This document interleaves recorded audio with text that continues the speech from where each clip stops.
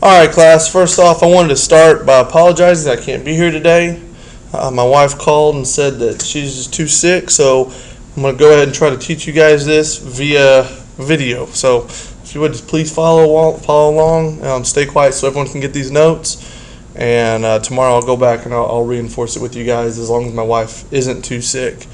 So if you guys would just keep my wife in your thoughts so that way she can get better, so that way I can be back tomorrow. So today we're talking about monomials and binomials. Now if you think about what words mean, let's talk about what is a monomial. A monomial, if we look at it, mono means one, okay? Mono is one. And the nomial kind of sounds like the word name or number, okay? And so either way we go, nomial can represent either one of those things that says one number. So what we can say, what is a monomial? We can say it's a number. I'm going to use that symbol right there for number. A number or variable or product of variables. Oops, can't spell product right. Product of a number and one or more variables. Okay. So to kind of give you a really simple example of what a monomial is, we have 2x. Okay. So we have two different pieces of information, but they are multiplied together. When things are multiplied together, they're basically glued together. Okay. So when they're glued together, when something's glued together, it becomes one object or one entity. And so that's what's happening here. All right, we have one object. Hold on, let me put this on pause really quick, guys. Yes. I'm sorry. No, it's okay. I think you may have taken some like printing stuff. I may have. What are you looking for? It was like a permission slip for UIL. Not in this one. And it was just like 2 sheets of paper. That's it. Unless it got interrupted in my printing. These are the only two things I printed off this morning, and it's not in either one. Yeah, I'm not seeing it. No, it's okay. Okay, I'm back. Sorry about that, guys. All right, so we have 2x. That's two pieces that are multiplied together, and so it's just one entity or one piece of information. All right. So let's scoot on over here to what is a polynomial. A polynomial, if we look at the word poly and nomial, poly means more than one, all right? And nomial, again, name or number. So more than one piece of information ultimately is what it stands for. So we have a polynomial is a monomial or the sum of monomials. Now, sum is a relative term. Monomials. It's a relative term. It could be the sum or the difference. All right. Those are typically used interchangeably. So don't get hung up if it's subtraction and not adding. All right. So a monomial is the sum of monomials.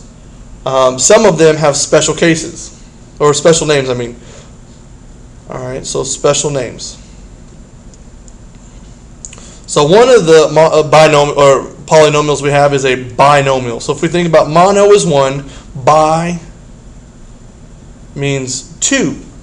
All right, and then we also have a trinomial. So if bi is two, tri is three. So trinomial. So this is what a binomial looks like. So to continue on with our other example, we have 2x, but this time we're going to throw in a plus 1. So we have this piece of information and that piece of information added together, thus making it two separate pieces of information. Now, a trinomial would be something like 3x squared plus 2x plus 1. So we have three separate entities added together, making it three separate pieces of information, making a trinomial. Okay? So there's a couple examples of what a monomial is, a binomial, and a trinomial. All right. Now we're going to do a quick little exercise, identifying what a monomial is. So what I'm going to do is I'm going to write down a few examples. And so what I would like for you to do is write them down as well. And I'm going to give you about a minute or so to see if you can tell whether they're monomials or not. So our first one's going to be 10. Then we have f plus 24, h squared, the letter j, negative x plus 5, 23, a, b, c, d squared. We come back over here, we're going to do x, y, z squared over 2 and np over n. So give yourself just a minute and see if you can identify if these are monomials or not. If it is a monomial, write yes beside it. If it is not a monomial, write no. And just don't overthink it. Just take a quick second and do that.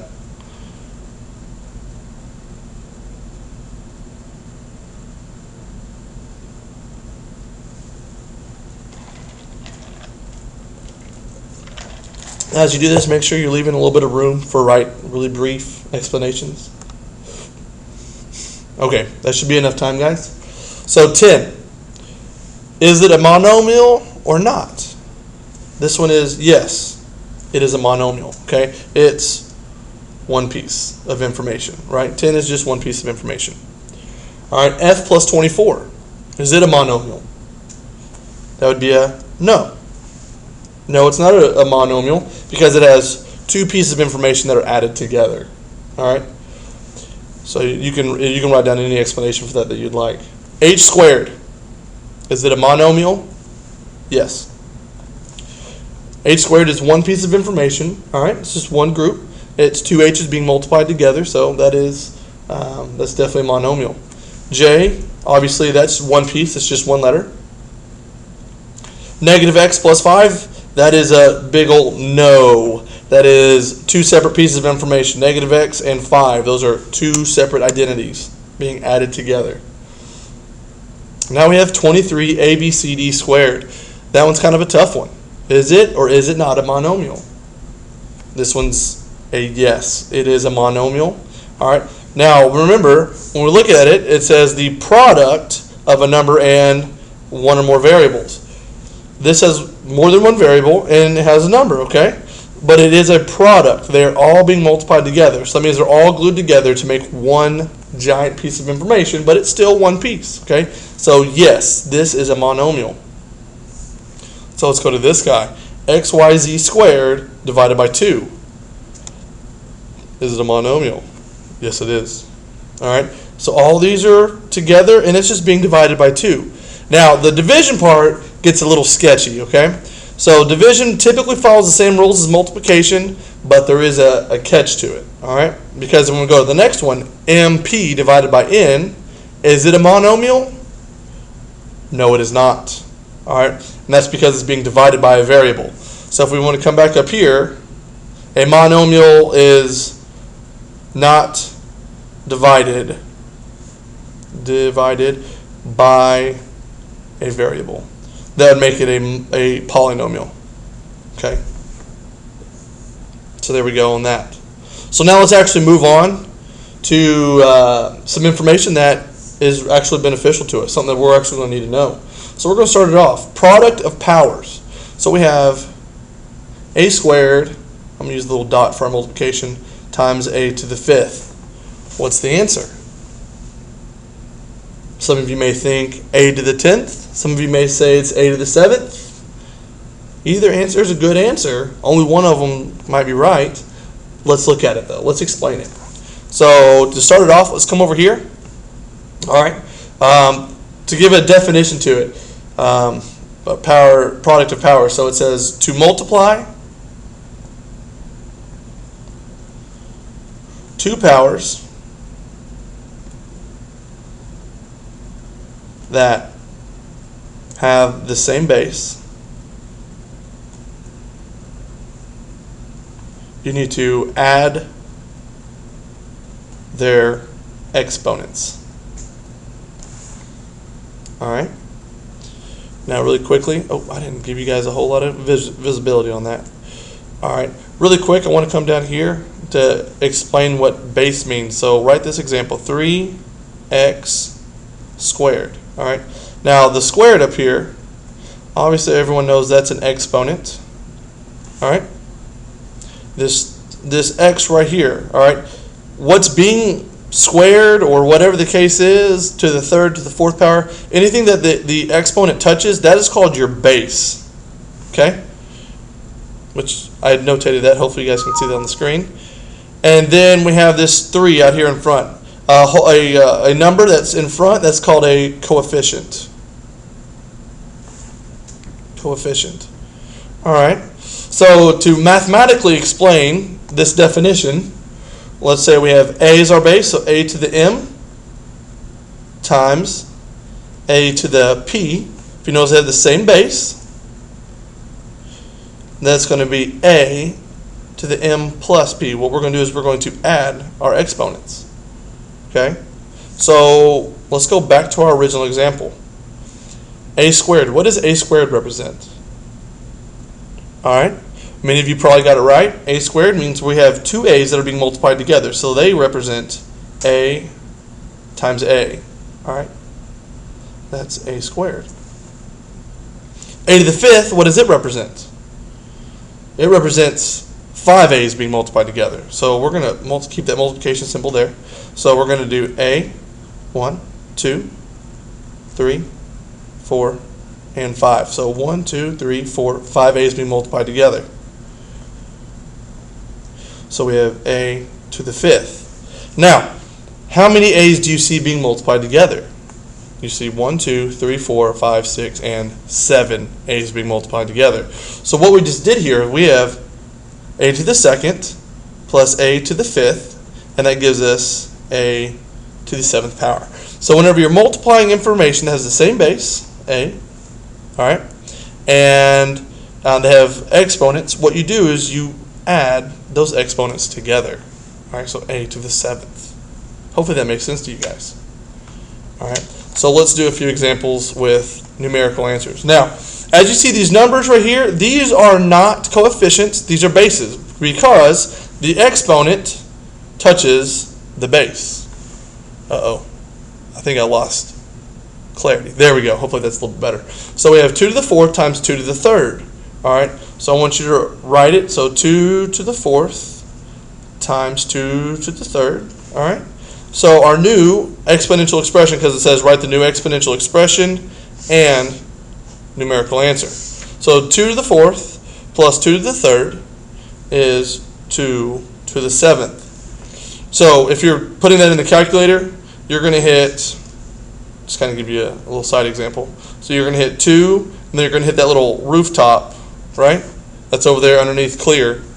And then you're going to hit 7, which will give you a 2 to the seventh power. All right, and when you get that, you should get 128. All right. So then let's come over here. Let's do another example. So we have 7 squared plus 7 to the third. So I'm going to add my exponents. So 7 to the 2 plus 3, which is 7 to the fifth. 7 to the fifth, that comes out to, I believe, 16,807 maybe? So 7 to the fifth. Yeah, my calculator's broken that I have right here by me. So you can figure that out. Now, what I would like for you to do is go ahead and solve the last two on your own. I'm going to give you just a second to do that. So do 7 and 8 on your own.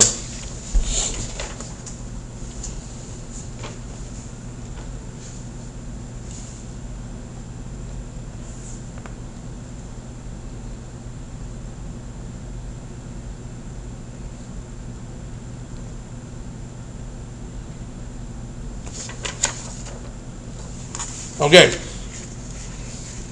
so for number 7, you should have got 5 to the fourth, and 5 to the fourth, I believe, should have been 625.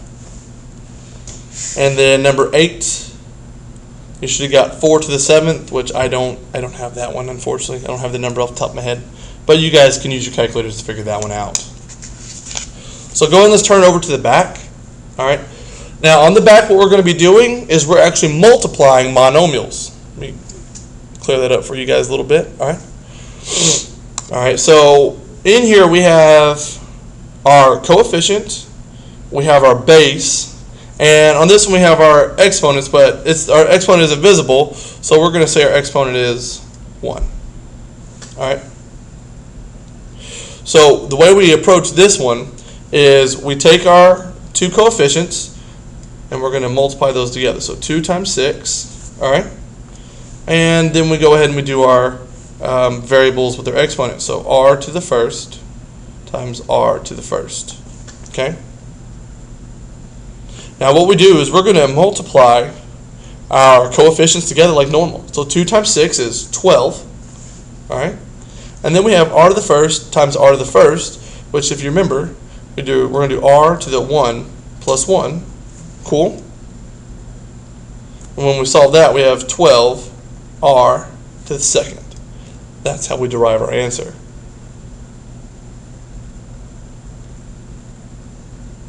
Give you guys just a second to get that caught up. All right. So I'm going to move over here to the next one. I think I can keep most of that in the same frame. So right here we have 3x to the third times 4x to the third. So I'm going to do it over here so I can try to keep all that information in here. So I'm going to multiply my two coefficients. So 3 times 4. All right. And then I'm going to multiply my two bases together. So x to the third times x to the third. All right. So 3 times 4 is 12. All right. We're going to keep our base, x. All right. And we're going to do 3 plus 3, right? Because we're going to add our exponents. So that would give us 12 x to the 6th. Does that make sense?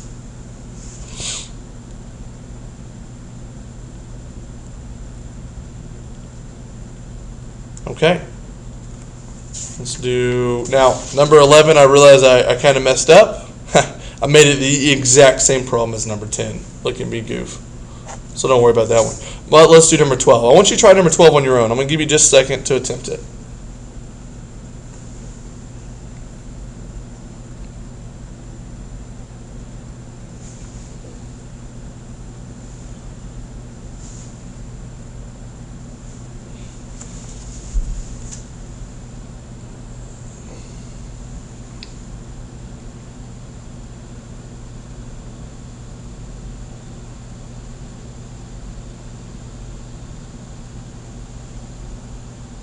Okay, so number 12. So we're going to take our coefficients, 6 times 6, all right? And our two other numbers, so we have n to the third times n to the third, all right? So 6 times 6 we know is 36. And we're going to do n to the third plus 3, all right? Which overall gives us 36 n to the 6th. Is that what you got? I hope so. Okay, so now the homework's going to be passed out to you. Now, I got a little excited, thinking I was going to be here all day, but we're not going to cover the bottom portion of this. We'll cover that tomorrow, all right? So on the homework, I only want you to work to number 14. Do not work numbers 15 through 24 unless you just want to try to skip ahead and maybe try it on your own. But we're going to cover that tomorrow, and so that'll be a part of tomorrow's homework, okay? So go and do that. Other announcements, if you wanted to come in today to do tutoring or finish a test, unfortunately since I'm not here, we won't be able to do that. So we'll have to make that up tomorrow. So if you can, I'm sorry, not tomorrow, but Thursday. So if you can, reschedule for Thursday. I will pass back your tests if you're curious tomorrow, so that way you can see how well you did. If not, you're welcome to get on Parent Portal. The grade is on there already. Other than that, good luck on your homework tonight. I apologize I couldn't be here. If you have any questions, please email me. As you guys know, my email address is justin.stapleton@lifeschools.net. I'll have my computer on me all day today while I'm at home nursing my wife back to health. So if you get stumped, shoot me an email, whatever the case is, and I'll gladly help you out. Thank you guys. I appreciate y'all being good for the sub today. I would like to come back with a good report. I know you guys can do it. Y'all have a great rest of the day.